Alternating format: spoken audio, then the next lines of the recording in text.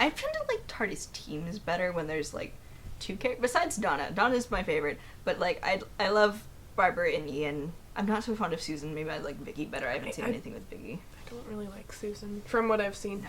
Like, Carol Ann Ford didn't like Susan either, which is why she left. Oh. Which is why I don't feel bad about, like, wishing Susan would fall off a cliff, is because Carol Ann Ford did not like her either. okay. I love Jamie and Zoe. I love Turlo and Tegan. I like Amy, the Amy and Rory dynamic. I'd kind of hoped that Clara wouldn't be another modern British woman, because we've had some... This is actually the longest run of modern British women in the entire show's history. Mm. Actually, there was an entire run from Sarah Jane to Mel where there were no modern British women. Mm. Tegan and Perry were modern, but they were Australian and American, respectively, or at least Perry was supposed to be American. There have been aliens, there have been robots, there have been historical companions.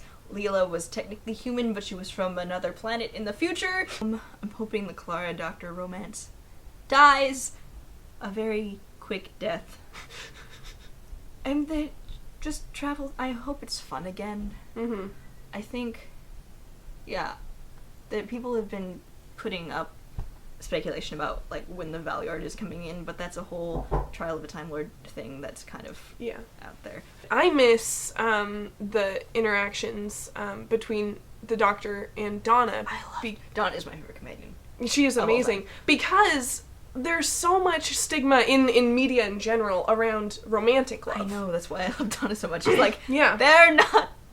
Yeah, and so that's why I miss that, and that's why I have a antagonistic feeling against Clara, not because of herself, but because of the relationship that they're trying to force. It does feel like, Jenna Louise Coleman and Matt Smith actually do have pretty good chemistry. They do, but I would like them I'm to be just friends. tired.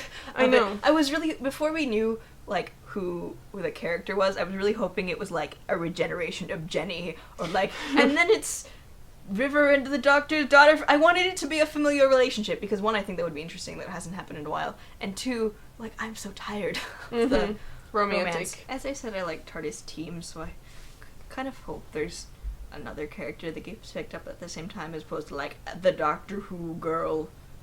Yeah.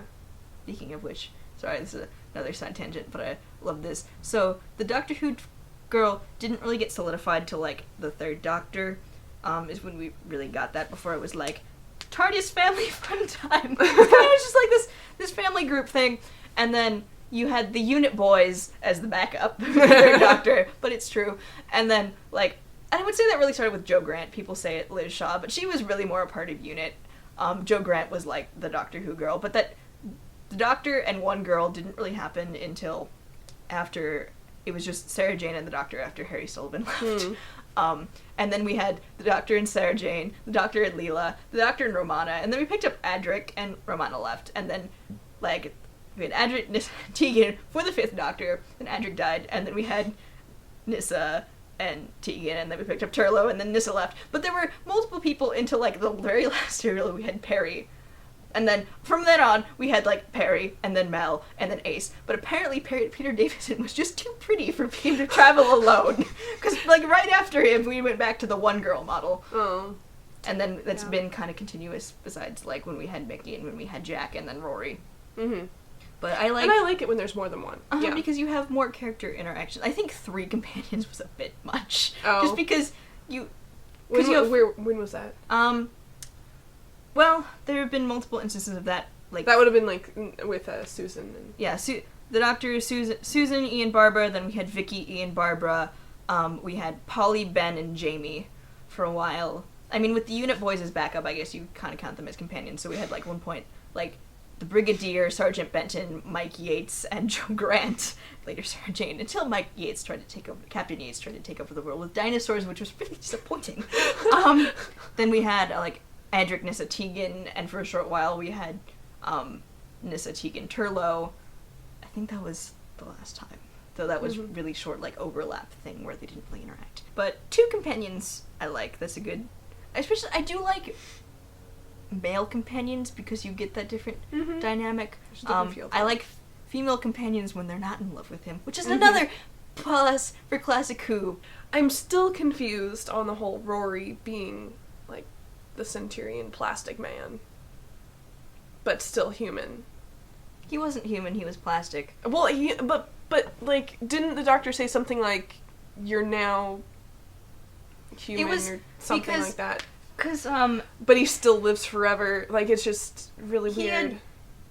The nesting consciousness or whatever that was had, like, pulled stuff out of Amy's memory, so they created Rory out of Amy's memory, but apparently that was so strong he actually was Rory. Yeah.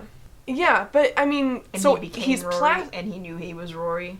Yeah, I know, like, his consciousness is Rory, but, like, he doesn't age. No, because he's physically an Auton. Yeah, which creates problems when you think of the episode where Rory is an old man. Because he's not anywhere when the universe got rebooted, he's no longer plastic. He was only plastic when he was a Centurion, so when we met him at first when he was a nurse and whatnot, before he died he wasn't. But then he was plastic, but then the universe got rebooted, so he was human again. Oh, like, so that's how it worked. Yeah. Okay, because I was so confused because he was plastic, but he wasn't, but he was plastic, but he wasn't, and it was just... Yeah. Really. And Moffat. He was only plastic for, like, the time he was the Centurion. And guarding. Yeah. I will say that for Angels Take Manhattan, Rory died for realsies 3 times. Because, like, people go on about how much Rory dies, but he only died for real, like, once. Mm-hmm. And then we had, like, fake-out deaths, but he died for real 3 times in that episode. Yeah.